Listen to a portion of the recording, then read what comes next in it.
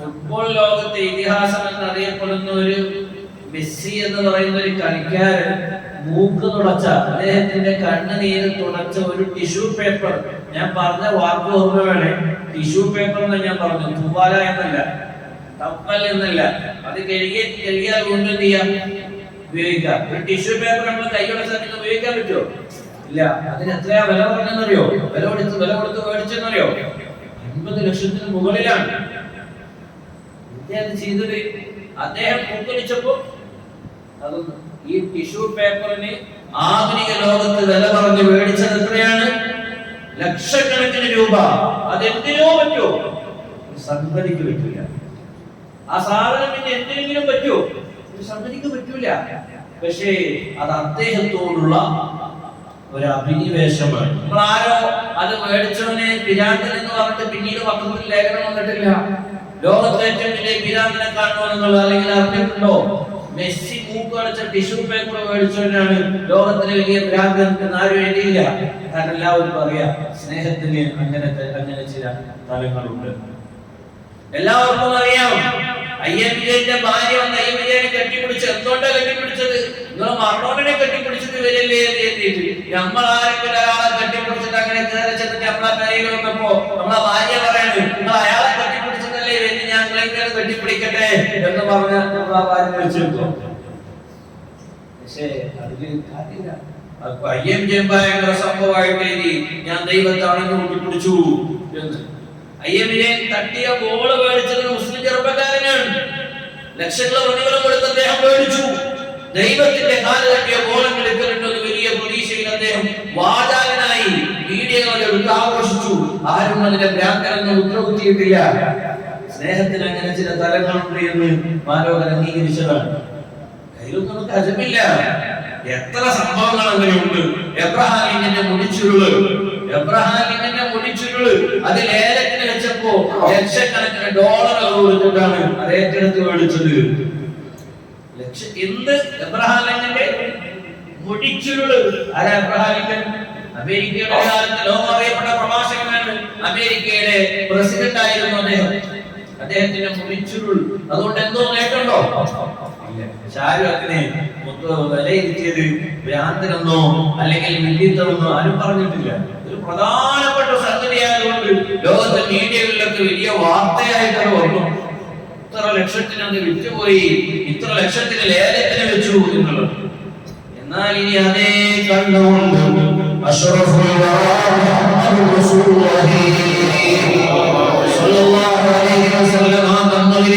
തിരിഞ്ഞു നോക്കിയാൽ മുത്തുനബിയോട് സ്വഹാബത്ത് കാണിച്ച സ്നേഹം അത് അധികം പറ്റില്ല. അത് കാണിക്കേണ്ട നേതാവിനോട് കാണിച്ച സ്നേഹമാണെന്ന് നമുക്ക് ശരിയായ വിധത്തിൽ തിരിച്ചറിയാൻ കഴിയും. അവിടെയാണ് ഇത് രണ്ടൊന്ന് ചേർത്തി വെച്ച് നോക്കിയാൽ സ്വഹാബത്ത് മുത്തുനബിയോട് കാണിച്ച സ്നേഹത്തിന്റെ ആധിക്യം നമുക്ക് മനസ്സിലാവും. നമ്മൾ ശരിക്കും മനസ്സിലാക്കേണ്ട കുറെ കാര്യങ്ങളുണ്ട്. ലോകത്തിൽ നീ പറയപ്പെടുന്ന ആളുകളൊക്കെ ഉണ്ടല്ലോ. നമ്മളോട് ഒരാൾ ചോദിക്കുകയാണ്, ലോകത്തിൽ 10 പ്രശസ്തരായ ആളെ കൊടുത്തിട്ട് മെസ്സി, നമ്മൾ നേരത്തെ പറഞ്ഞ മറഡോണ, എബ്രഹാം ലിങ്കൻ, ഇങ്ങനെ നരേന്ദ്രമോദി എന്നൊക്കെ തുടങ്ങി 10 ആളെ പേര് കൊടുത്തിട്ട് അതിൽ മുത്തുനബിയുടെ പേര് കൊടുത്തിട്ട് നിങ്ങൾ ആർക്ക് വോട്ട് ചെയ്യും എന്ന് ചോദിച്ചാൽ നിങ്ങൾ അതിനെന്താ മറുപടി പറയാ? നിങ്ങൾ ആർക്കാ വോട്ട് ചെയ്യാ? മുത്തുനബിക്കാണല്ലേ? അല്ലട്ടോ, ഒരിക്കലും അങ്ങനെ മറുപടി പറയരുത്. ഈ 10 ആളുകളോടൊപ്പം വെക്കാനുള്ളതല്ല എന്റെ നേതാവ്. എന്റെ നേതാവിന്റെ ചെരുപ്പിനെ കുറിച്ച് മാത്രം 1000ഓളം പേരുള്ള കിതാബ് രചിക്കപ്പെട്ടിട്ടുണ്ട്. എന്റെ നേതാവിന്റെ അടിപൊളി അനങ്ങൾ ഈ സദസ്സിലുള്ള ആളുകളെ ഞാനൊന്ന് വെല്ലുവിളിക്കട്ടെ. നമ്മുടെ ഉപ്പയുടെ പേര് നമുക്കറിയാം, ഉപ്പാപ്പയുടെ പേര് നമുക്കറിയാം, ഉപ്പയുടെ പേര് ഒരു പക്ഷേ നമുക്കറിയാം. നാലാമത്തൊരു ബാപ്പയുടെ പേര്, ഉപ്പാപ്പാന്റെ പേര് ചോദിച്ചാൽ ഈ സദസ്സിൽ അറിയുന്നവരുണ്ട് എന്ന വാദം എനിക്കില്ല. ഇനി 4 അറിഞ്ഞാൽ 5ാമത്തൊരു ഉപ്പാപ്പാന്റെ പേര് നമുക്കറിയുമോ? ഇല്ല. എന്നാൽ ഹബീബ് മുഹമ്മദ് റസൂലുള്ളാഹി അവിടുത്തെ 20ഓളം വരുന്ന ഉപ്പാപ്പമാരുടെ പേര് മാത്രമല്ല, അവര് ജനിച്ചു വളർന്ന സാഹചര്യങ്ങൾ, അറ്റങ്ങൾ അടക്കങ്ങൾ എല്ലാം കൃത്യമായി രേഖപ്പെടുത്തി വെച്ചിട്ടുണ്ട്. മുത്തുനബിയോടൊപ്പം പേരെത്തി വെക്കപ്പെട്ട ആളുകൾ എവിടെ ജനിച്ചു എന്ന് കൃത്യമായി ആരോടും അറിയില്ല. ആരാണ് അവരുടെ പ്രസവത്തിന്റെ നോവെടുത്തതെന്ന് അറിയില്ല, പേരെടുത്തതെന്ന് അറിയില്ല, ആരോ വളർത്തിയെന്നറിയില്ല, ജീവിതത്തിൽ സംഭവിച്ചതെന്നൊന്നും അറിയില്ല. എന്നാൽ മുത്തുനബിയുമായി ബന്ധപ്പെട്ട ഓരോ വിഷയങ്ങളും വളരെ കൃത്യമായി രേഖപ്പെടുത്തി വെച്ചിട്ടില്ലേ? മുത്തുനബിയുമായി ബന്ധപ്പെട്ട എല്ലാ വിഷയങ്ങളും ആധികാരികൾ 5 ലക്ഷത്തോളം പേരാണ് മുത്തുനബിയുടെ ജീവചരിത്രം ഒപ്പിയെടുക്കാറ്. ഈ 5 ലക്ഷത്തോളം ആളുകളുടെ ജീവചരിത്രവും കൃത്യമാണ്.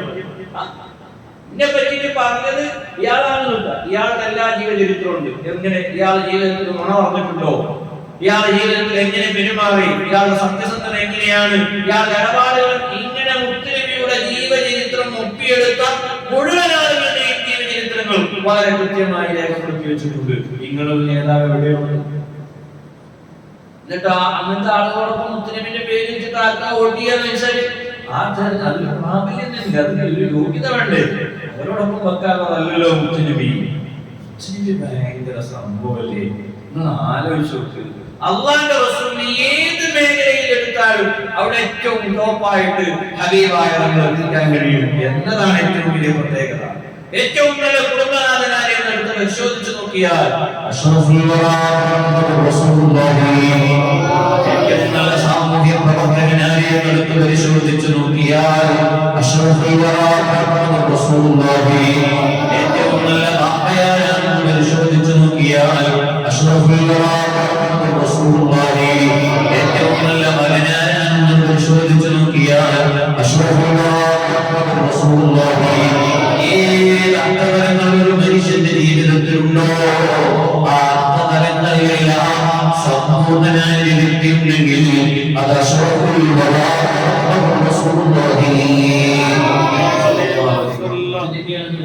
ഇത് നമ്മളിങ്ങനെ നാവിട്ടടിക്കല്ലോ കേട്ടോ. ഇതങ്ങനെ നേരിട്ട് ബോധ്യപ്പെട്ടത് കൊണ്ടാണ് സ്വഹാബത്ത് ഞാൻ എന്റെ ജുമാഅത്ത് ബദരിയ പള്ളിയിൽ ഒരുമിച്ചുകൂടിയപ്പോൾ അവിടെ വന്ന ആൾക്കാരോട് എനിക്ക് അപ്പന്റെ ഓർമ്മയിലൊക്കെ ഒരു സംഭവം പറഞ്ഞു. ഉമർ എന്നവർ ആരാറുണ്ട്? അറേബ്യയിലെ മണ്ണിൽ നമ്മള് കുട്ടികൾ ഭക്ഷണം കഴിച്ചിട്ട് ഉമ്മാരൊക്കെ ചിലപ്പം പറയും, വയനാട്ടിലൊക്കെ പറയുന്നുണ്ട് പോത്തമ്പി കിട്ടുമോ അറിയും. ഇവിടെ അങ്ങനെ പറയുന്നുണ്ടോ അറിയില്ല. അങ്ങനെ ഒരു വാക്കുകൂടെ ഉണ്ടോ? കുട്ടികളെ പേടിപ്പിക്കാൻ വേണ്ടിട്ട് എന്തോ ഒരു സാധനം ഭൂതമ്പേരുണ്ട്, പോത്തമ്പി എന്നൊക്കെ പറയാം നമ്മളവിടെ. അറേബ്യയിൽ എന്താ പണ്ടെന്ന് പറയുന്നത് ഉമർ വരുന്നില്ലെന്ന് പറയാം. അറേബ്യയിൽ കൊച്ചുകുട്ടികൾ ഭക്ഷണം കഴിച്ചിട്ടില്ലെങ്കിൽ ഉമർ വരുന്നുണ്ടോ എന്നുള്ള കുട്ടികൾക്ക് ഒരു പേടിയാണ്. ഉമറോ അല്ലാ, അത്രയും കൊച്ചുകുട്ടികളുടെ മനതലങ്ങളിൽ വരെ വലിയ ധീരനായി അറിയപ്പെട്ടിരുന്ന നേതാവാണ് ഉമർ. ആരാ ഉമർ? മുത്തുനബിയെ കൊല്ലാൻ വേണ്ടിയിട്ട് ഓടി പിടിച്ച വാറുമായിട്ട് വന്നിട്ട് സഹോദരി ഖുർആൻ ഓതുന്നത് കേട്ടപ്പോ അതിൽ മനം വേണ്ടി അള്ളാഹുവിന്റെ റസൂൽ എടുത്തിട്ട് കലിമയിൽ വിശ്വസിച്ചിട്ട് ഉമർ എന്നവർ ആദ്യം ചെയ്തെന്ന് അറിയോ? ഒളിച്ചിരിക്കവിടെ ഒരു പെരയിൽ ഒളിച്ചിരിക്കുകയാണ് മുത്തുനബി. രംഗത്തേക്ക് ഇറങ്ങിയിട്ടില്ല. ശത്രുക്കളെ പേടിച്ചിട്ട് ഉമർ എന്നവർ കലിമയിൽ വിശ്വസിച്ചിട്ട് ഉടനെ ആദ്യം ചെയ്തെന്താ? ഈ പെരയിൽ കുത്തിരിക്കണോ, ഇറങ്ങിക്കൂടെ നമുക്ക് പോകാൻ നബിയാണ്.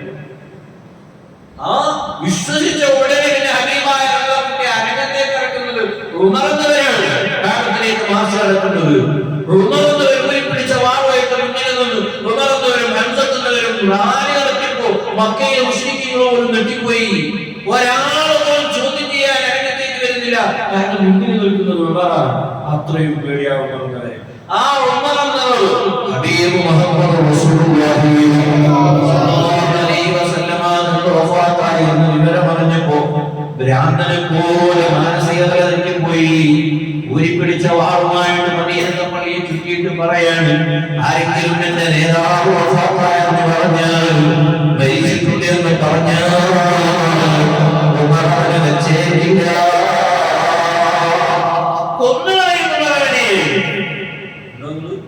എന്ത് പറയണമെന്ന് അറിയുന്നില്ല.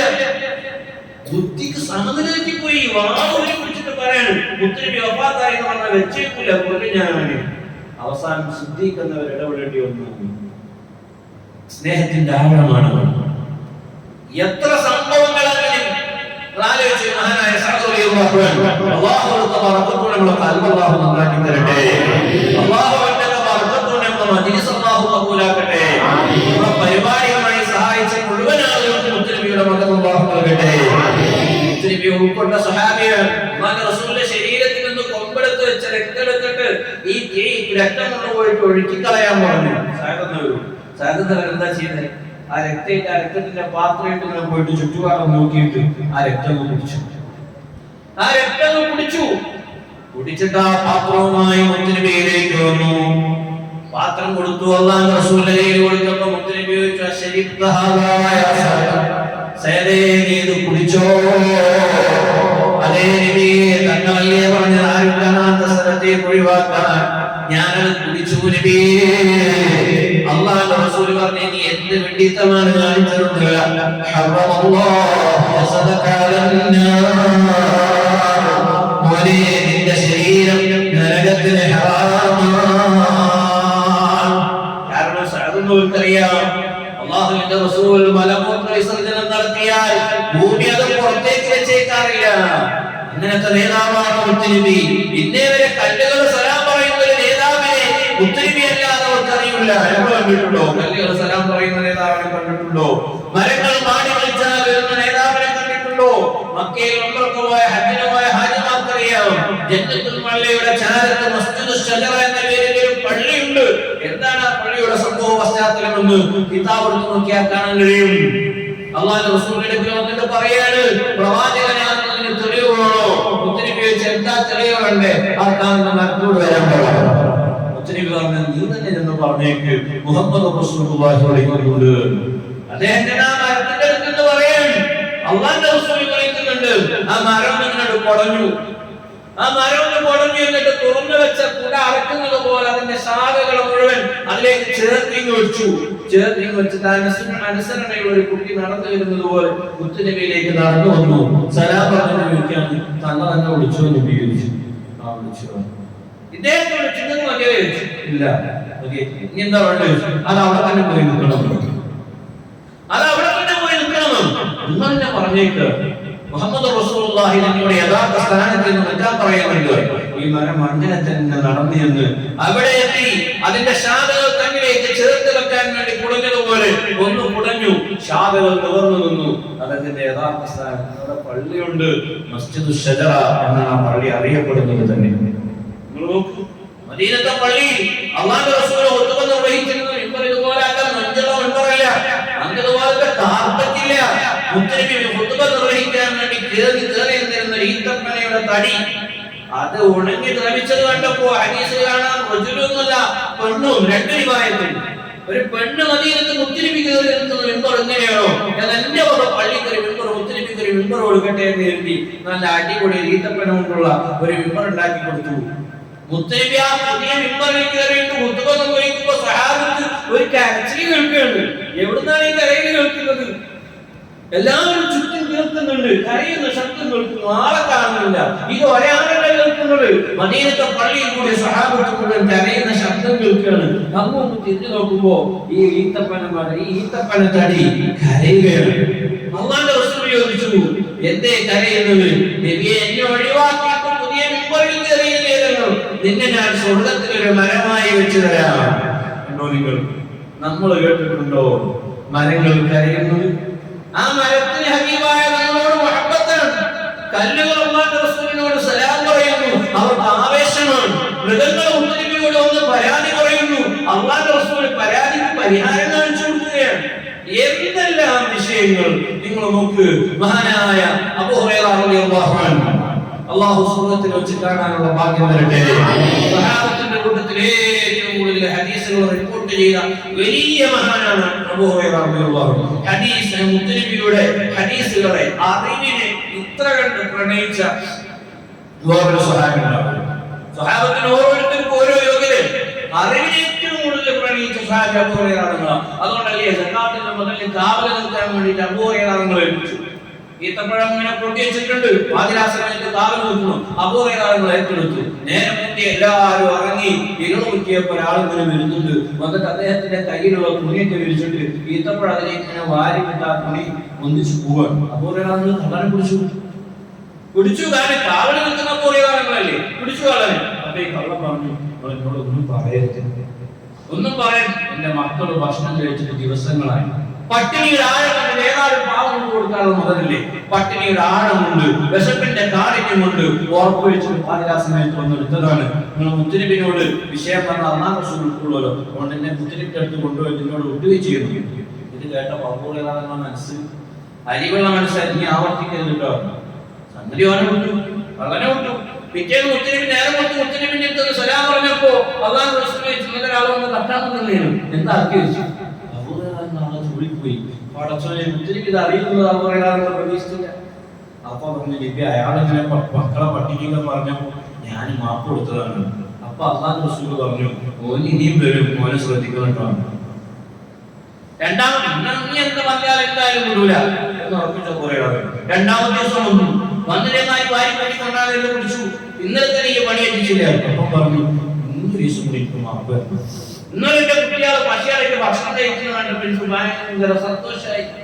അതുകൊണ്ട് ഇന്നത്തെ ഒരു ദിവസം കൂടെ ഞാൻ എടുത്തോട്ടെ, നിങ്ങൾ കുട്ടി വെച്ച് തന്നെ അപൂർവങ്ങൾ വീണ്ടും മനസ്സിലാക്കി. പാവം ഇന്ന് ദിവസം അള്ളാഹു റസൂൽ ചോദ്യം ചെയ്യും. അപ്പൊ മുത്തനബിനോട് പറയാ റഹ്മത്തുൽ ആലമീൻ അല്ലേ. രണ്ടാമത്തെ ദിവസം മകളിൽ ഒന്ന് മുത്തനബി സലാം പറഞ്ഞു വെച്ച് എന്തായി മാ ഫഅല ബിസബി ശരിക്കയ അബാഹു അബൂഹുറൈറ കള്ളനെ കൊണ്ട് എന്താ ചെയ്തു വെച്ചു. അതുകൊണ്ട് നബി അയാൾ ഇങ്ങനെയൊക്കെ പറഞ്ഞപ്പോൾ ഞാൻ അപ്പോഴും അയാളെ ശ്രദ്ധിക്കാനായിട്ടാണ് ഇനി വരുന്നത്. മൂന്നാമത്തെ ദിവസം അബൂഹുറൈറ എന്തായാലും ഇനി വന്നാൽ ബന്ധമില്ല. മൂന്നാമത്തെ ദിവസം വന്നു, ഇയാൾ വാരിപ്പൊരി കൊണ്ടാ നിൽക്കണം. അപ്പം കൈ വെച്ചിട്ടുണ്ട്. 2 ദിവസം ഞാൻ വിട്ടുവീഴ്ചന്നില്ലേ മുത്തനബിനൊക്കെ ഞാൻ മാനം കെട്ടി ഞാൻ കുറവായി പോയിട്ടുണ്ട്, എന്തായാലും വിട്ടുവീഴ്ചയില്ല. അപ്പൊ ഈ കള്ളം പറഞ്ഞു നിങ്ങൾ എന്നെ വിടുകയാണെങ്കിൽ ഞാൻ നിങ്ങൾക്ക് ഒരു അറിവ് പഠിപ്പിച്ചു തരാം.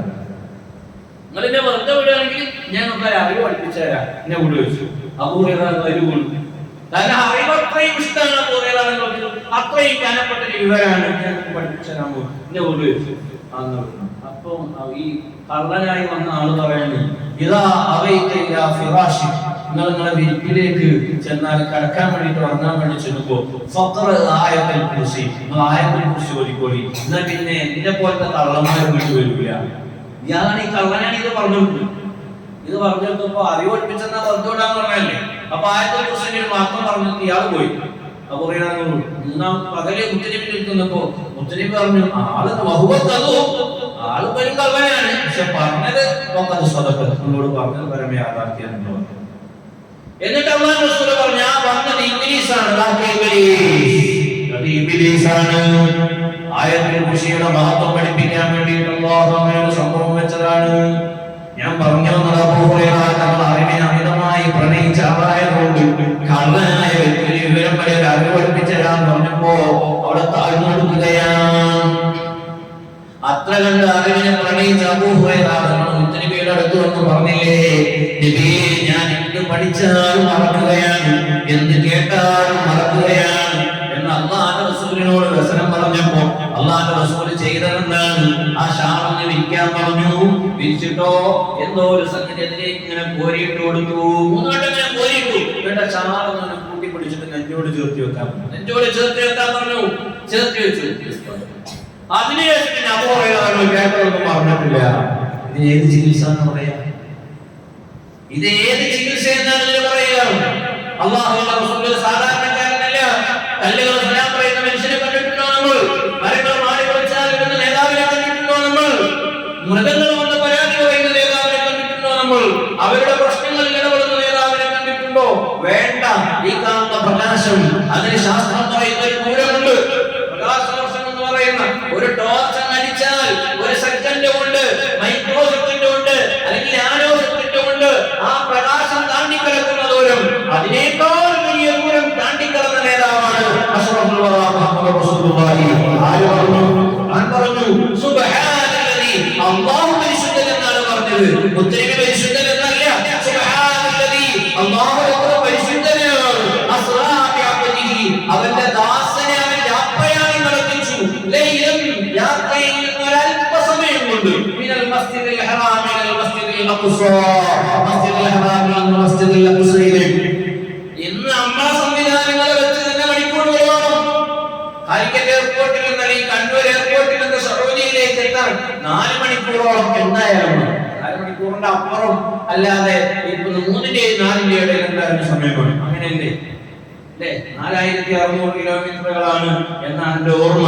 ഏതോ ആവട്ടെ, ഇതോ രാത്രിയിൽ അല്പസമയം കൊണ്ട് മസ്ജിദുൽ ഹറാമിൽ നിന്ന് മസ്ജിദുൽ അഖ്സ, അവിടെ നിന്ന് ആകാശം അതിന്റെ അപ്പുറം സഞ്ചരിച്ച് ജിബ്രീൽ അലൈഹിസ്സലാമിന് പോലും കേറി ചെല്ലാൻ പറ്റാത്ത അത്ഭുതങ്ങളുടെ തലവകളിലേക്ക് പോയി രാജാവായ റബ്ബിനോട് സംസാരിച്ച് നിസ്കാരം എന്ന സമ്മാനവുമായി സാധുക്കളായ നമ്മളിലേക്ക് വന്നു. അപ്പൊ മുത്തനബി പ്രകാശാണോ? അല്ല, പ്രകാശത്തിനേക്കാൾ അപ്പുറമുള്ള പ്രകാശമാണ്. ആ പ്രകാശത്തിനെയാണ് അല്ലാഹുവിന്റെ റസൂൽ എനിക്ക് പറഞ്ഞു തരുന്നു. എന്താണ് അല്ലാഹു ആദ്യമായി പടച്ചത്? മുത്തനബി മറുപടി പറഞ്ഞു, നൂറു നബിക്കേ യാ ജാബിർ, ജാബിറേ, നിന്റെ പ്രവാചകന്റെ പ്രകാശമാണ് ലോകം ആദ്യമായി പടച്ചത്. മലയാള മനോരമ ശാസ്ത്രം കണ്ടുപിടുത്തമായിട്ട് ഇവര് ഫീച്ചർ എഴുതി. നമുക്കതൊന്നുമില്ല കേട്ടോ. കാരണം നമ്മളെ ഒന്നാമമാര് കാലങ്ങളായി മങ്കൂസ് മൗലൂദിന്റെ ഒന്നാമത്തെ വരി അതാണ് പറയുന്നത്. മങ്കൂസ് മൗലൂദിന്റെ ഒന്നാമത്തെ വരി എന്താണ്? സുബ്ഹാനല്ലദീ അത്വല ഫീ ശഹരി റബീഉൽ അവ്വൽ ഖമറ നബിയ്യിൽ ഹുദാ വഅബ്ദല നൂറഹു ഖബല ഖൽഖിൽ ആലം. അല്ലാഹുവിന്റെ ഹബീബിന്റെ പ്രകാശം പടച്ചു ഖബല ഖൽഖിൽ ആലം, ലോകം പടക്കുന്നതിന് മുമ്പ്. അത് നമ്മളെ മങ്കൂസ് മൗലൂദിൽ നമ്മളെ ഉമ്മാമാരൊക്കെ പക്ഷേ മലയാള മനോരമ ഉൾപ്പെടുത്ത ശാസ്ത്രം വലിയ സംഭവമായിട്ട് കണ്ടൊരു സംഭവം. ലോകത്തിന്റെ ഉൽപ്പത്തി, അതിന്റെ തുടക്കം ഒരു പ്രകാശത്തിന്റെ പടപ്പാണ്, സൃഷ്ടിപ്പാണ് എന്ന് ചില ശാസ്ത്ര പ്രമുഖർ കണ്ടെത്തിയത് എഴുതി. പക്ഷെ നമുക്കെല്ലാം അത്ഭുതമൊന്നുമില്ല. ഹദീസ് ആദ്യം ശാസ്ത്രം എന്തോ പറഞ്ഞോട്ടെ, ശാസ്ത്രം അങ്ങോട്ടും ഇങ്ങോട്ടൊക്കെ മാറും. പക്ഷെ ഇസ്ലാം പറഞ്ഞത് മാറ്റൊന്നും ഉണ്ടാവില്ല. ഞാൻ പറഞ്ഞു വന്നത് മുത്തനബിയുടെ വിഷയത്തെ പരിശോധിച്ചു നോക്കിയാലും അവിടുത്തെ കഴിവ്, അവിടുത്തെ അസാധാരണ നമുക്ക് മനസ്സിലാക്കുവാൻ കഴിയും. അതുകൊണ്ടാണ് അവിടുത്തെ ഉൾക്കൊണ്ടതുകൊണ്ടാണ് സ്വഹാബത്ത് അവിടുത്തെ അത്ര കണ്ട് പ്രണയിച്ചത്. സ്വഹാബത്തിന്റെ മഹബത്തിന്റെ ലോകത്ത് പരിശോധിച്ചു നോക്കിയാൽ നമുക്ക് ഉൾക്കൊള്ളാൻ കഴിയില്ല. അത്രയും വലിയ മഹബത്താണ്. എത്ര വലിയ മഹബത്താണ് പറയില്ലേ.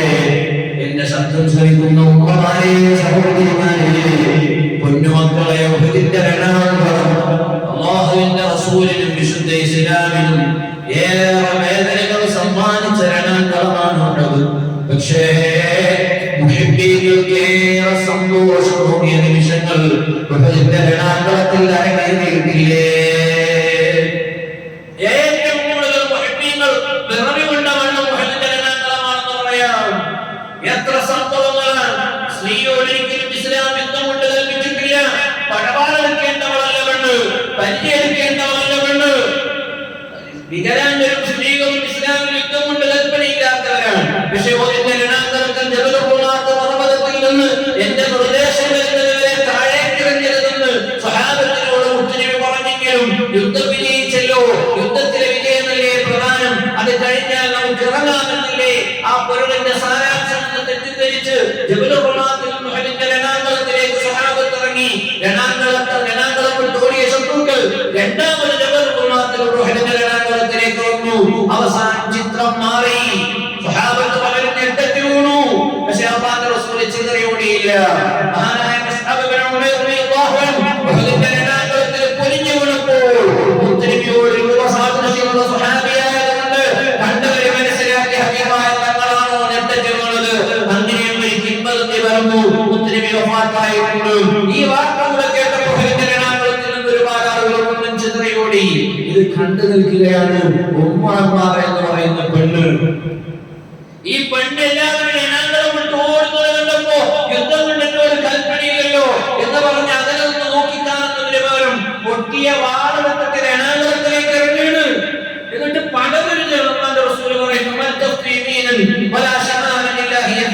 ഞാൻ പലത്തോട്ട് നോക്കിയാൽ അവിടെ ഉമ്മമാർ, ഇടത്തോട്ട് നോക്കിയാൽ ഉമ്മമാർ, പിറകോട്ട് നോക്കിയാൽ ഉമ്മമാർ, എവിടെ നോക്കിയാലും ഉമ്മമാർ എന്ന് പറയുന്ന ഒരു ധീരമായി പോരാടുന്ന വരിക. അവസാനം ശത്രുവിന്റെ വെട്ടേക്ക് രണാന്തരത്തിൽ പിടഞ്ഞു വീണപ്പോ സ്വന്തം മാതാവ് പിടഞ്ഞു വീണ് മരണത്തോട് മല്ലടിക്കുന്ന രംഗം കണ്ടപ്പോ കണ്ടതിന്റെ മകൻ വന്ന് കൈപിടിച്ചു ഉമ്മ എന്ന് വിളിച്ച് എണീപ്പിക്കുമ്പോൾ ആ സഹോദരി പറഞ്ഞൊരു വാക്കുണ്ട്, മോനെ ഉമ്മ പ്രശ്നമല്ല, മോനെ ഉമ്മയല്ല കാര്യം, അല്ലാഹുവിന്റെ ഹബീബിന് കാർഡ് കൊടുത്തു മോനെ. എന്താണ് ആ പ്രണയം? മരണം മുന്നിൽ കാണുമ്പോൾ ജീവിത അവസാന നിമിഷത്തിൽ രക്ഷക്കായി എത്തിയ പൊന്നുമോളോട് ഉമ്മ പറയുന്ന വാക്ക് ഉമ്മയല്ല പ്രശ്നം, ഹബീബായ തങ്ങളാണ്. ഉഹദിന്റെ രണാന്തരത്തിൽ നിന്ന് ഭർത്താവ് കൈഫനാണ് റസൂലുള്ളാഹി അല്ലാഹു റസൂലിന്റെ അവസ്ഥ എന്താണ്? കുഴപ്പമൊന്നുമില്ല. അപ്പൊ ഈ പെണ്ണിനോട് രണ്ടാമത് പറയുന്നത് നിന്റെ വാപ്പയും കൊല്ലപ്പെട്ടിട്ടുണ്ട്. അപ്പോഴേ പെണ്ണിനോട് കൈഫനാണ് റസൂലുള്ളാഹി അല്ലാഹുവിന്റെ ഹബീബ്. അപ്പൊ ഈ പെണ്ണ് മൂന്നാമത് ഈ പെണ്ണിനോട് പറയുന്നത് നിന്റെ മോനും കൊല്ലപ്പെട്ടിട്ടുണ്ട്. അപ്പോഴും ചോദിക്കാണ് അല്ലാഹുവിന്റെ റസൂൽ. അപ്പം പറഞ്ഞു സഹോദരങ്ങളും കൊല്ലപ്പെട്ടിട്ടുണ്ട്.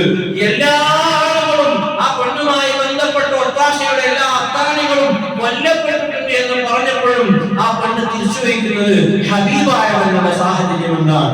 ഒന്നും പറ്റിയിട്ടില്ല എന്ന് പറഞ്ഞപ്പോ ആ പെണ്ണ് പറഞ്ഞൊരു മറുപടി ഉണ്ട്. ഹബീബായ നബിയെ, തങ്ങൾക്ക് ശേഷം ബാക്കിയെല്ലാം എനിക്ക് നിസ്സാരമാണ്. അന്നാണെന്റെ എല്ലാം, അന്നാണെന്റെ എല്ലാം. അല്ലാഹുവിന്റെ ഹബീബ് തങ്ങൾക്ക് ശേഷം എല്ലാ ബലാകളും നിസ്സാരമാണ്. എന്താണ് ആ സ്നേഹത്തിന്റെ ആഴം? അവരൊക്കെ ഹബീബായ തങ്ങളെ പ്രണയിച്ചതിന്റെ ആഴം നോക്കൂ നിങ്ങൾ. എന്റെ ശബ്ദം ശ്രവിക്കുന്ന മുത്തുമുമ്പിനികളോട് എനിക്ക് ഉണർത്താനുള്ളത്, നമുക്കും ആ ഹബീബിനെ പ്രണയിക്കണ്ടേ? മുത്തുനബിയെ ഒന്ന് അടുത്തറിയാൻ വേണ്ടി ശ്രമിച്ചാൽ, ഓ എന്റെ പ്രിയപ്പെട്ട മുമ്പിനികളെ, ജീവിതത്തിന്റെ സന്തോഷം വേറെ. ഞാൻ ഈ വാഴ പറയുന്നത് നിർത്തിയിട്ട് ഒന്ന് രണ്ട് അനുഭവം പറയട്ടോ. ആ മാസ്കിന്റെ മോനെ പറ്റുന്ന നോക്കണേ. നിങ്ങൾ എന്റെ മൊബൈലൊക്കെ ഒന്ന് മാറ്റി വെച്ചിട്ട് ഞാൻ ഈ പരിപാടിക്ക് തൊട്ടു മുമ്പ് ഒരു ക്യാമ്പിൽ പങ്കെടുത്തിരുന്നു. ഒരു ക്യാമ്പിൽ ഇന്ന് ഞാൻ ഇങ്ങോട്ട് ജുമാന്റെ സമയത്ത് ഞാൻ ഇവിടെ ഈ പരിസരത്തുണ്ട്. എന്റെ കൂടെ ഹജ്ജിന് വന്നൊരു ഉമ്മ മരണപ്പെട്ടിട്ട് ആ ഉമ്മന്റെ പേരിൽ ദിക്റുണ്ടായതുകൊണ്ട് ഞാൻ നേരത്തെ വന്നിരുന്നു.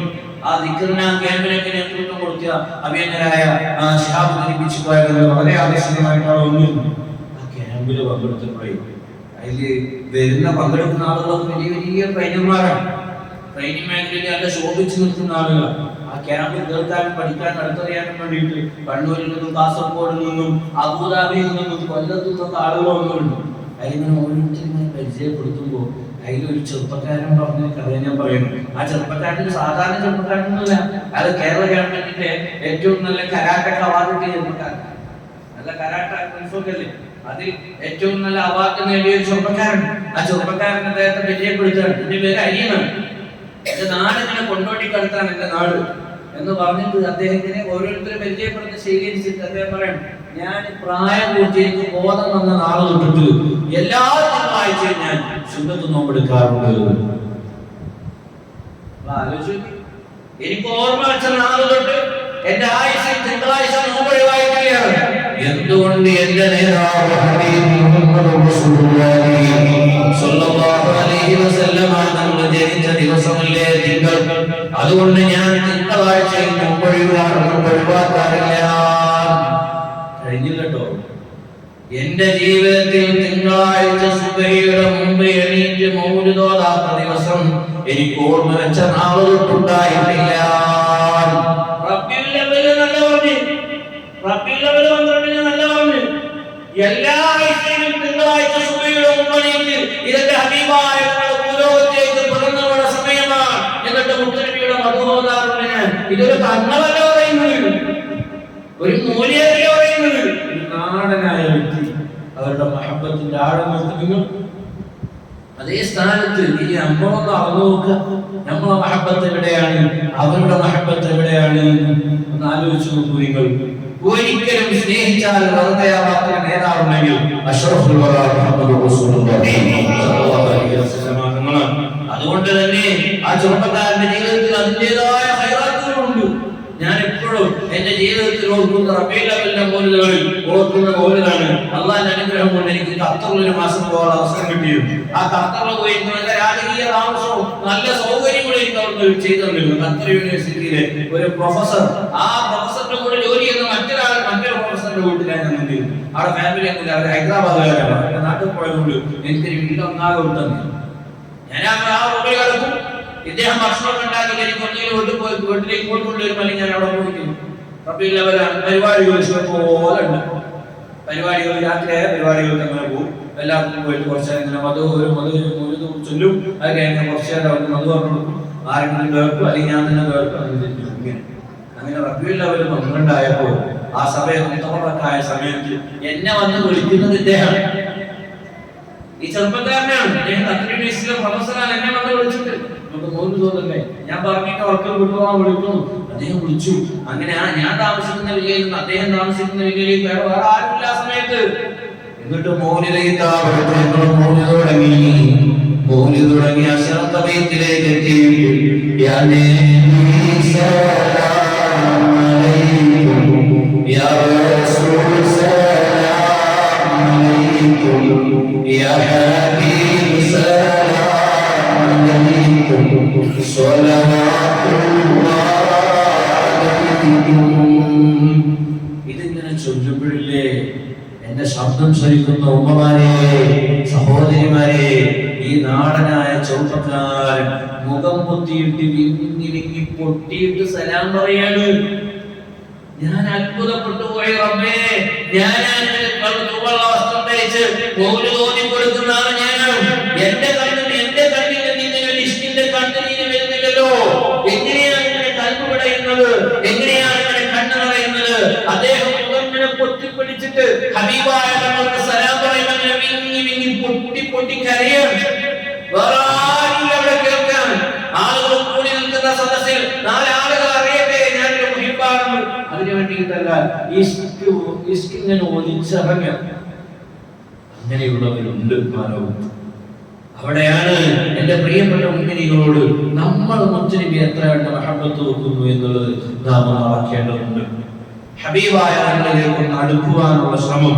മഹബ്ബത്തിന്റെ ലോകത്ത് പ്രവേശിച്ച ഒരാളുമായി അതാരട്ടെ, മുത്തനബിയുമായി ബന്ധപ്പെട്ട് ഖിദ്മ ചെയ്ത ഒരു വ്യക്തി ഏത് പണിയാണെങ്കിലും അയാൾ ചിന്തകളിൽ എത്തിപ്പെട്ടയാളായിരിക്കും. എത്ര റിസർച്ച് നടത്താൻ പറ്റും? അള്ളാന്റെ റസൂലുമായി ബന്ധപ്പെട്ട് ഒരു വിഷയത്തിൽ ഇറങ്ങിയിട്ടുണ്ട് എങ്കിൽ ആ വിഷയത്തിൽ ആ ഇറങ്ങിയ വ്യക്തി ഉന്നതികൾ കണ്ടാതെ ഒരിക്കലും കീഴ്പോട്ടടിക്കുന്ന ഒരു പ്രശ്നം ഉണ്ടാവില്ല.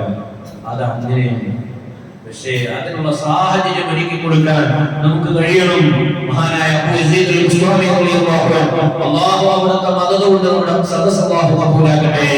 അല്ലാഹു അവിടുത്തെ മദദ് കൊണ്ട് നമ്മുടെ സദസ്സ് അല്ലാഹു കബൂലാക്കട്ടെ. വിശുദ്ധ ഖുർആനിലെ ആയത്ത് ഓർമ്മ ശരിയാണെങ്കിൽ ഈ പരിസരത്ത് എവിടെയോ ഞാൻ വന്നപ്പോൾ മഹാനായ ഇസ്മായിൽ ഹബീബുൽ റൂഹുൽ ബയാനിൽ പറഞ്ഞു, സംഭവം ഞാൻ പറഞ്ഞു. എന്താണ്? യാ അയ്യുഹല്ലദീന ആമനു തഖുല്ലാഹ വബ്തഗു ഇലൈഹിൽ വസീല എന്ന ആയത്തിനെ പറ്റിയിട്ട് ഇങ്ങനെ ചർച്ച നടക്കുമ്പോൾ ആ ചർച്ച കാട് കയറിയിട്ട് ഖബറിലേക്ക് എത്തിയപ്പോ വലിയ വലിയ ആലിമീങ്ങളാണ് ചർച്ച ചെയ്യുന്നത്. അബൂ യസീദ് ബിസ്താമി എന്നുള്ള കാലഘട്ടത്തിൽ ജീവിച്ചിരുന്ന ആലിമീങ്ങൾ ചർച്ച ചെയ്യും. ആ ആയത്തിന്റെ ചർച്ച ഇങ്ങനെ ഖബറിലേക്ക് എത്തിയപ്പോ ഇവര് ഖബറിലെ ബയാനുകൾ ഇങ്ങനെ പറഞ്ഞു. അവ കേട്ട് നിൽക്കുന്ന ഒരു നാടനായ വ്യക്തി പറയാണ്, എനിക്ക് പറത്ത വലിയ സംഭവമായിട്ട് തോന്നിയിട്ടില്ല. എന്താ അവരുടെ മുൻഗണനയ്ക്ക് വരിക എന്നുള്ളതാണ് വലിയ വിഷയം. ഞാൻ അവരോട് മറുപടി ആരംഭത്തിൽ എത്തി ഓടിക്കൂലെന്ന്. അപ്പോ ഈ നാടനായ വ്യക്തിയോട് ഇവര് ചോദിക്കുകയാണ്, ഇതിപ്പോ എന്ത് കാര്യത്തിലേ പറയും? അപ്പൊ ഇയാൾ നമ്മൾ എഴുതി വെച്ചോ, ഞാനാണ് ആദ്യം മരിക്കുന്നത് എങ്കിൽ നിങ്ങൾക്ക് എന്റെ ഖബറിന്റെ ചാരത്ത് വരാം. ചാരത്ത് വന്ന് മുൻഗണനയ്ക്ക് അലൈഹിസ്സലാമിനെ മറുപടി പറഞ്ഞ് തുരത്തി ഓടിക്കുന്ന രംഗം പുറത്തേക്ക് കേൾക്കാം. നാടനായ വ്യക്തികളോട് അത്ര ആധികാരികമായിട്ട് പറയാൻ സംഗതി അല്ലാഹു സംഭവിച്ചത് അങ്ങനെ. അയാളാണ് ആദ്യം മരിച്ചത്. ഇത് കേട്ട് ഈ ചർച്ചയിൽ പങ്കെടുത്തവർ എല്ലാവരും ഖബറടക്കി തിരികെ പോയപ്പോൾ രണ്ടുപേരും അവിടെ നിന്നു. രണ്ടുപേരും അവിടെ നിന്നു. ചോദ്യം ചോദിക്കുകയാണ്, എന്റെ റബ്ബേതാണ്, ദീനേതാണ്, നബിയാരാണെന്ന് ചോദിക്കുമ്പോ ഇദ്ദേഹത്തിന്റെ മറുപടി നിങ്ങൾ എന്നോടാണോ ചോദ്യം ചോദിക്കുന്നത്? ഞാൻ ആരാണെന്നറിയുമോ?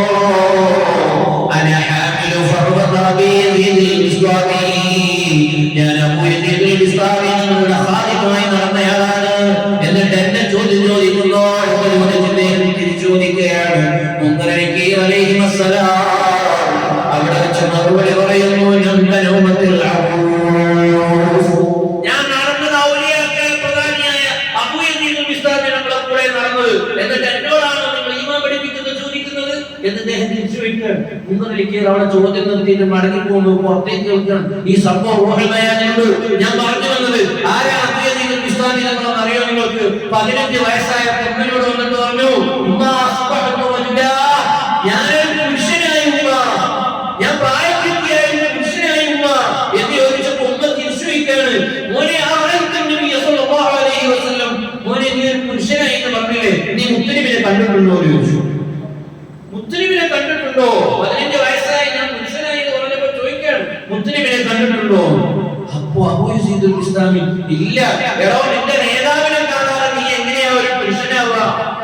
നേതാവായ അസഹബായ നമുക്ക് കാണാതെ നീ പുരുഷനാവോ? നീ ആരാണെന്ന് പറഞ്ഞിട്ട് കാര്യമുണ്ടോ? അപ്പൊ ചോദിച്ചു, ഞാൻ ഹബീബിനെ കാണണമെങ്കിൽ എന്ത് ചെയ്യണം? എന്റെ നേതാവിനെ എനിക്ക് കാണണം, ഞാൻ എന്ത് ചെയ്യണം?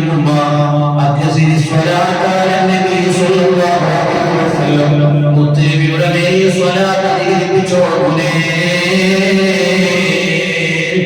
സ്വലാത്ത് അധികരിപ്പിക്കാൻ പറഞ്ഞു. സ്വലാത്ത് ചൊല്ലി അങ്ങനെ മനാമിൽ അഷ്റഫി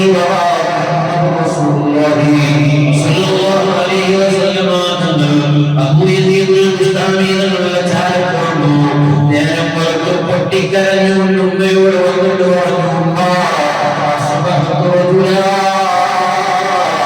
ഞാനിപ്പോ ഒരു പുരുഷനായിട്ടുണ്ട്.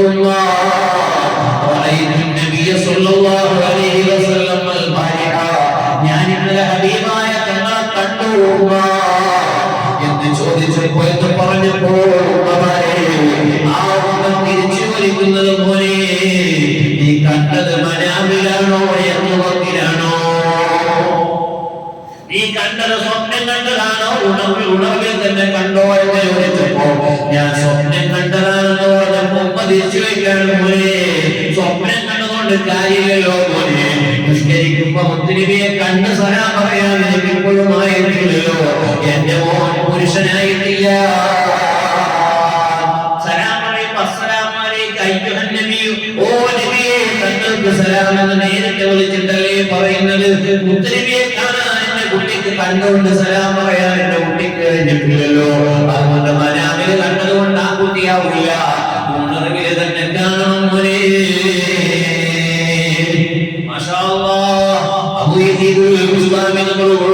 സ്വലാത്ത് അധികരിപ്പിക്കുന്നു. സ്വലാത്ത് ചൊല്ലി നിസ്കാരത്തിൽ അസ്സലാമു അലൈക അയ്യുഹൻ നബിയു, ഓ ഹബീബായ നബിയേ തങ്ങൾക്ക് സലാം എന്ന് പറയുമ്പോൾ ഖൽബ് നിറയെ ഹബീബായ തങ്ങളെ ഖൽബ് നിറയെ കൊണ്ടുവന്നുകൊണ്ട് മുത്തനബിയെ നേരിട്ട് വിളിച്ചപ്പോൾ അതാ സലാം പറയുന്നു. വഅലൈക്കും സലാം യാ നിസ്കാരത്തിൽ സലാമടക്കുകയാണ് മുത്തനബി. നിസ്കാരത്തിൽ പൊട്ടിക്കരഞ്ഞുകൊണ്ട് പറഞ്ഞു, ഞാൻ കണ്ടു തന്നെ കണ്ടോളൂ, ഞാൻ മുത്തനബിയെ കണ്ട് സലാം പറഞ്ഞു. കണ്ടോ നിങ്ങൾ ഉമ്മമാരെ? അബൂ യസീദുൽ ബിസ്താമി 15 വയസ്സായി പ്രായപൂർത്തിയായി ആൺകുട്ടിയായി എന്ന് പറഞ്ഞപ്പോ ഉമ്മയോട് ചോദ്യം, നീ ആൺകുട്ടിയായോ മോനെ? നിന്റെ നേതാവായ മുത്തനബിനെ കണ്ടിട്ടുണ്ടോ? നീ ഇല്ല എന്ന് പറഞ്ഞപ്പോ നേതാവിനെ കാണാതെ നീ എങ്ങനെ ആൺകുട്ടിയാവാനാ? ഞാൻ എന്റെ പ്രിയപ്പെട്ട ഉമ്മമാരോട് പറയുന്നത്, മതത്തിന്റെ ഉണ്ടോ ഉമ്മമാരെ? നാം അവിടെ നിത്യസന്ദർശകരാണ്. നമ്മുടെ മക്കൾ അതിന്റെ ഭാഗമാക്കാൻ കഴിഞ്ഞാൽ അത് രക്ഷയുടെ ഏറ്റവും വലിയ വഴിയാണ്. സലാമത്തിന്റെ ഏറ്റവും വലിയ വഴിയാണ്. പള്ളി അവസരങ്ങളിലൊക്കെ അധികമായി ഊതി കൊടുക്കുന്ന തഫ്സീറിന്റെ ഗ്രന്ഥമാണ് തഫ്സീർ ജലാലൈൻ.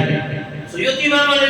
സുയൂത്തി ഇമാം ഇവിടുത്തെ ചെറുകോട്ട പള്ളിയിൽ നിസ്കാരത്തിന്റെ ബാങ്ക് കൊടുത്തിട്ട് ഹറമ പോയിട്ട് നിസ്കരിച്ചിട്ട് നിസ്കാരം കഴിയുമ്പോൾ ദർശനത്തിനാണ് പള്ളിയിൽ ബാങ്ക് കൊടുത്താൽ സുയൂത്തി ഇമാം നിസ്കാരത്തിന് പോകാറുള്ളത് ഹറമന പള്ളിയിലാണ്.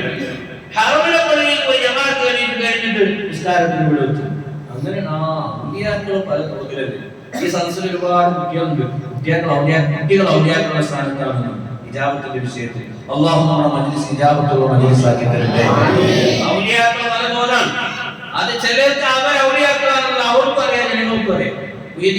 കൈപ്പെട്ടത് മൂപ്പർക്കും അറിയാം, ജനങ്ങൾക്കും അറിയാം വലിയ മഹാനാണ്. ചിലർ അവർക്കറിയും, ജനങ്ങൾക്കറിയില്ല. അവർക്കറിയും, പക്ഷെ ജനങ്ങൾക്കറിയില്ല ഇദ്ദേഹം വലിയൊരു മഹാനാണ്. മമ്പർത്തരങ്ങൾ ജീവിച്ചിരിക്കുന്ന കാലഘട്ടത്തിൽ അവരൊരു മനുഷ്യന്റെ അദ്ദേഹം ആളുകളുടെ സാധാരണക്കാരനാണ്. അദ്ദേഹത്തിന്റെ പണി കാര്യങ്ങൾ പെണ്ണുങ്ങൾ അലക്കാൻ വെച്ച ഡ്രസ്സൊക്കെ എടുത്തിട്ട് പുഴക്കരയിൽ കൊണ്ടുവച്ചു. അലക്കാൻ വെച്ച ഡ്രസ്സൊക്കെ പുഴക്കരയിൽ കൊണ്ടുവച്ചു. അങ്ങനെ പെണ്ണുങ്ങൾ ആ ഡ്രസ്സുകളെ കൊണ്ടുവച്ചാൽ മാറി. പെണ്ണുങ്ങൾ ഡ്രസ്സൊക്കെ അലക്കി കഴിഞ്ഞാൽ ആ ഡ്രസ്സ് എടുത്തിട്ട് തിരിച്ചിട്ട് ഓരോരുത്തരും വരെയും പോയി. ഇത് ആളുകളുടെ സംസാരിക്കുന്ന ആലക്കാല റസൂലിന് പഴക്കരയും കൊണ്ടുവച്ച് കൊടുക്കുക, അലക്കി കഴിഞ്ഞാൽ തിരിച്ച് പറയും കൊണ്ടുവച്ചു ഈ ആൾക്കാർ വേറെ പണിയില്ലേ എന്ന്. അവസാനം വെള്ളിയാഴ്ച മമ്പർത്തങ്ങൾ പറഞ്ഞു, ആ ഒരു പുറത്തു വരുന്ന പ്രധാനപ്പെട്ട വിഷയം പറയുന്നത്. എന്താ വിഷയം? ഇന്ന് സുബഹിക്ക് ഹറമിലെ ജമാഅത്തിന് കൂടിയിട്ട് ജുമുഅത്ത് നമ്മുടെ പള്ളിയിൽ കൂടിയ ഒരാൾ ഈ സദസ്സിലുണ്ട്. അയാൾ എണീറ്റിരുന്നു. സുബഹിക്ക് എവിടെയാണ്? ഹറമിലാണ്. ജുമുഅത്ത് എവിടെയുണ്ട്? നമ്മുടെ നാട്ടിലെ പള്ളിയിലുണ്ട്. അയാൾ ഈ സദസ്സിലുണ്ട്. അയാൾ എണീറ്റ് നിൽക്കണം. എല്ലാവരും അങ്ങോട്ടും നോക്കി ഇതെന്തായി പറയുന്നു. മമ്പർത്തങ്ങളെന്ന് പറയുന്നത് അവർക്കറിയാം. കാരണം അവര് തറാവത്ത് കണ്ട ആളാണ്. തറാവത്ത് കണ്ട ആളാണ്.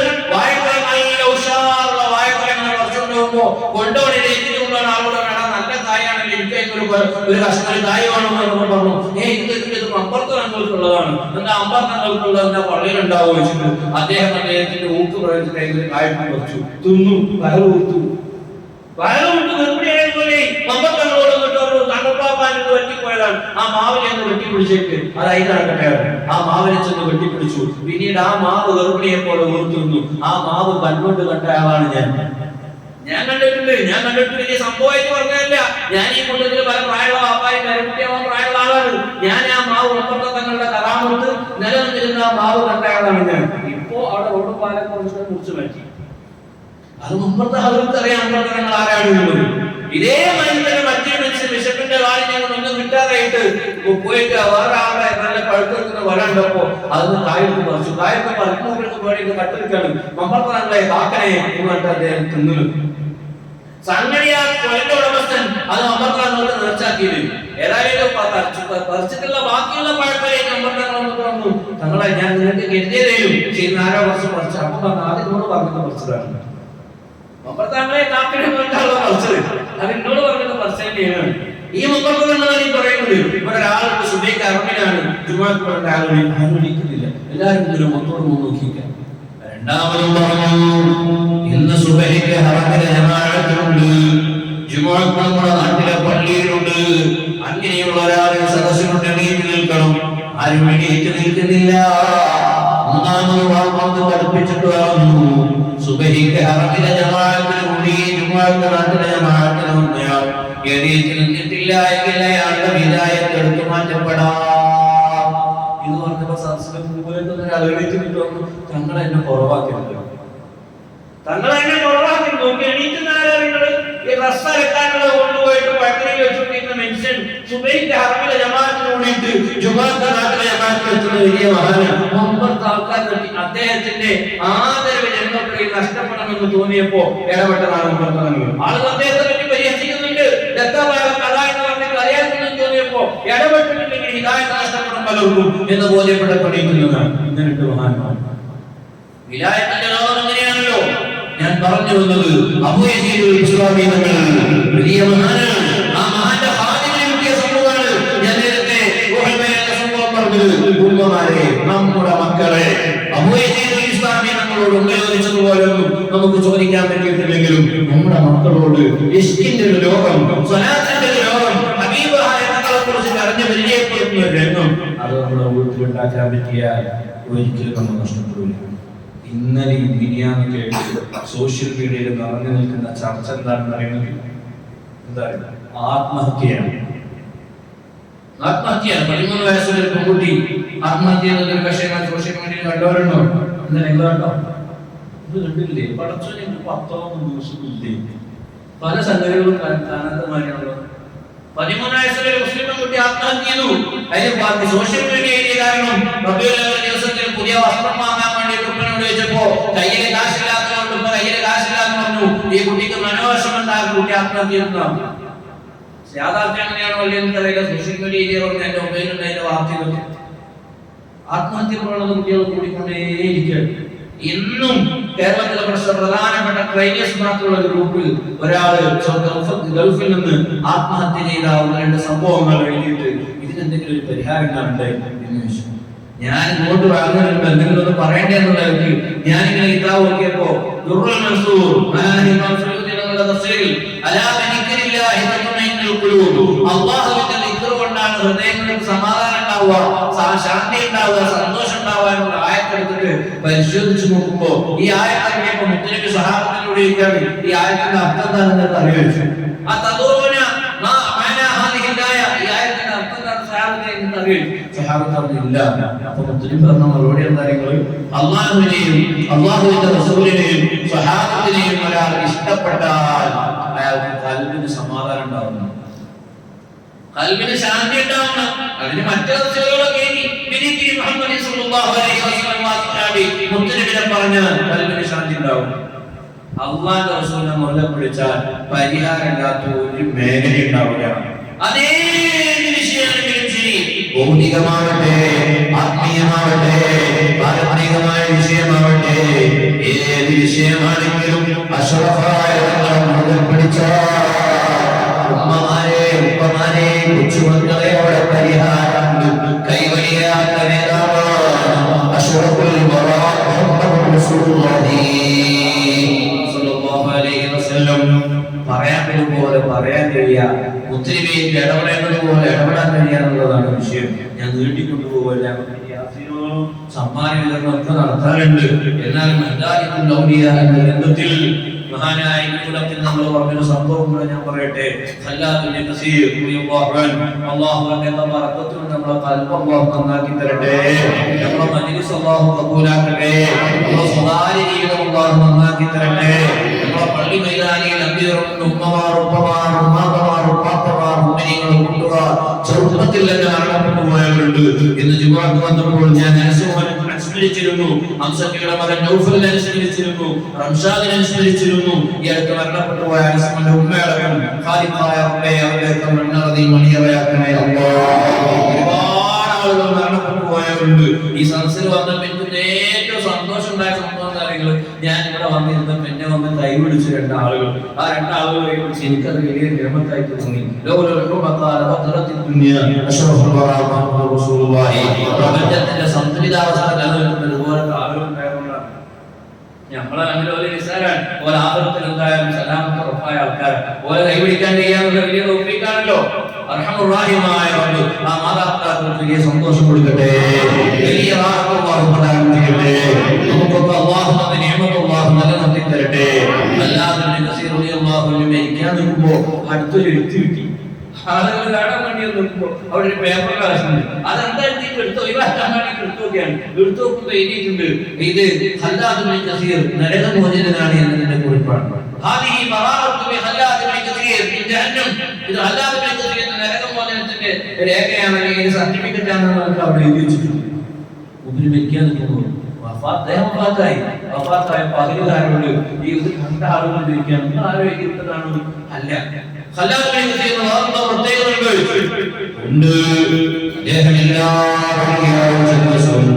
ആയിരം സ്വലാത്ത് ഹബീബായ തങ്ങളുടെ മേലിൽ ചൊല്ലാറുണ്ട്. ഇതാണ് ഞങ്ങൾ അദ്ദേഹത്തിന് അറിയുന്ന പ്രത്യേകത. ആയിരം സ്വലാത്ത് മുത്തനബിയുടെ പേരിൽ പതിവാക്കിയാൽ സ്വഹീഹായ ഹദീസിൽ കാണാം, മൻ സ്വല്ലാ അലൈഹി കുല്ല യൗമിൻ അൽഫ മറ ലം യമുത് ഹത്താ യറാ മഖ്അദഹു മിനൽ ജന്ന. സല്ലല്ലാഹു റസൂലുള്ളാഹി. ആയിരം സ്വലാത്ത് എന്റെ പേരിൽ ഒരാൾ പതിവാക്കിയാൽ സ്വർഗ്ഗത്തിൽ നിന്നുള്ള അവന്റെ ഇരിപ്പിടം കാണാതെ അവൻ മരിക്കുകയില്ല എന്ന് മുത്തനബി സല്ലല്ലാഹു അലൈഹി വസല്ലം. അപ്പോൾ അവന്റെ വാക്ക് കേൾക്കുന്നുണ്ടോ? എന്താണ് പറഞ്ഞത്? ആയിരം സ്വലാത്ത് ചൊല്ലിയാൽ സ്വർഗ്ഗത്തിൽ അയാളുടെ സ്ഥാനം എന്ത് എന്ന് കണ്ടിട്ട് അയാളുടെ ഇരിപ്പിടം ഏതാണ്, അയാളുടെ പദവി ഏതാണെന്ന് കണ്ണോട്ട് കണ്ടിട്ടേ മരിക്കുള്ളൂ. മാഷാ അല്ലാഹ്. അല്ലാഹു അതിനെ പറ്റിയൊരു തൗഫീഖ് അല്ലാഹു നമുക്ക് നൽകട്ടെ. ആയിരം സ്വലാത്തിന്റെയുള്ള മഹത്വം ഞാൻ പറഞ്ഞത്. അതിന്റെ ഇടയിൽ ഇൻഷാ അല്ലാഹ് നമ്മൾ സംഭാവനയുടെ ബോക്സ് ബക്കറ്റ് കെട്ടി കൊടുത്ത് വരുന്നതായത് മുത്തനബിന്റെ പരിപാടിയാണ്. മുത്തനബിക്കാണ് കൊടുക്കുന്നത് എന്നൊരു ബോധത്തോടുകൂടെ അതിനെ സമീപിക്കാൻ ഞാൻ വിശ്വസിക്കുകയാണ്. ആയിരം സ്വലാത്തിന്റെ അങ്ങനെ ഉണ്ട്. ഇനി ഇന്ന് ഞാൻ ഒത്തുപോലെ ഞാൻ പറഞ്ഞ പരിസരത്തോടുണ്ട്. അപ്പൊ ഞാൻ വന്നപ്പോ ഏതായാലും ഒത്തുപോന്ന് ചോദിച്ചപ്പോ എന്നെ നന്നായിട്ട് അറിയുന്ന, ഞാൻ നന്നായിട്ട് അറിയുന്ന നാട്ടുകാരാണല്ലോ. എനിക്ക് ഈ നാട്ടിൽ തന്നെ ഞാൻ പാകിസ്ഥാൻ വെച്ചപ്പോ ഞാൻ വേഗം വരാനുള്ള കാരണം വെച്ചാൽ അൽഫത്താൻ എന്ന സ്ഥാപനത്തിന് നന്നായി സ്നേഹിച്ച ആൾക്കാരാണ് ഈ നാട്ടുകാർ. ഈ നാട്ടിലെ ആളെ ഈ പരിസരത്തുള്ളവർക്കൊക്കെ ഒരു പ്രത്യേകത.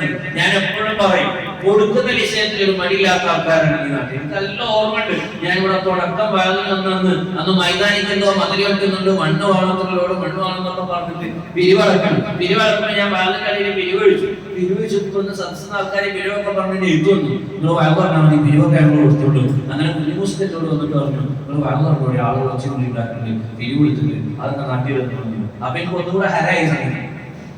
കാരണം ആളുകൾക്ക് വെള്ളം ഇഷ്ടമാണെന്നാണ് അർത്ഥം. വെള്ളം അറിയാൻ പറയണേ പിരിവാറുണ്ട്, അതൊക്കെ നമ്മൾ കണ്ടി ചെയ്തോണ്ട് അപ്പൊ കുറച്ചുകൂടി പിരിവെച്ചു പിന്നെ മുസ്ലിം തോന്നുന്നു വെള്ളം ഉണ്ടെങ്കിൽ ആൾ കുറച്ചുകൂടി ഉണ്ടാവും. വെള്ളം 100 ലോഡ് ഞാൻ തന്നെ കൊടുത്തോളൂ. അങ്ങനെ കൊടുക്കുന്ന വിഷയത്തിൽ ഒരു മടിയില്ലാത്ത ആൾക്കാരാണ് നാട്ടിൽ. അല്ലാഹു തആല വാരിക്കോരി നമ്മുടെ നാട്ടിൽ ബറക്കത്ത് ചെയ്യട്ടെ. ആരെല്ലാം പ്രവാസികളുള്ള അല്ലാഹു യാതൊരുവിധ പ്രയാസങ്ങളുള്ള പ്രവാസികൾക്ക് നീ നൽകല്ലോ റഹ്മാനേ. ബിസിനസ്സുകാരുടെ ബിസിനസ്സിൽ യാതൊരുവിധ ക്ഷീണവും നീ നൽകല്ലോ റഹ്മാനേ.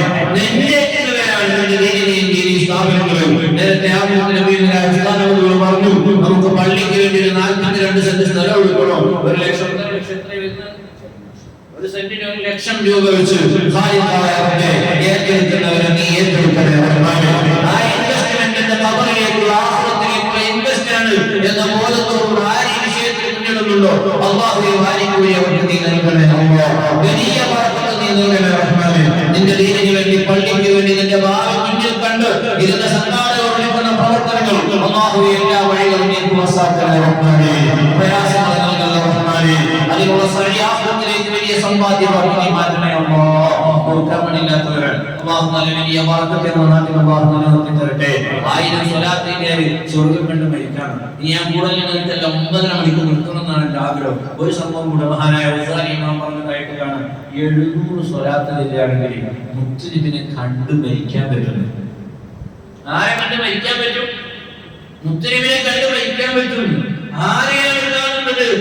മലക്കുൽ മൗത്ത് നമ്മുടെ ചാരത്തെത്തുമ്പോൾ, നമ്മുടെ ശരീരത്തിൽ നിന്ന് റൂഹിനെ പിടിക്കുമ്പോൾ മരണം എന്നുള്ളത് ജീവനുള്ള ഒരാളിനെ അതിന്റെ ജീവൻ ബാക്കി നിൽക്കേ, അതിന്റെ ജീവൻ ശരീരത്തിൽ നിന്ന് ആത്മാവ് പുറപ്പെടാതെ ആ ജീവനോടുകൂടെ അതിന്റെ ശരീരത്തിൽ നിന്ന് തൊലിയുമ്പോൾ എത്ര കണ്ട് വേദന ഉണ്ടാകുമോ അതിനേക്കാൾ വലിയ വേദനയാണ് മലക്കുൽ മൗത്ത് റൂഹ് പിടിക്കുമ്പോൾ ഇമാമിങ്ങൾ എഴുതി വെച്ചതായി കാണാം. എന്നാൽ അത്ര കണ്ട് വേദനയുള്ള മരണവേളയിൽ അഷ്റഫുൽ വറാ മുഹമ്മദ് റസൂലുള്ളാഹി, അഷ്റഫുൽ വറാ മുഹമ്മദ് റസൂലുള്ളാഹി, അഷ്റഫുൽ വറാ മുഹമ്മദ് റസൂലുള്ളാഹി. അസ്സലാ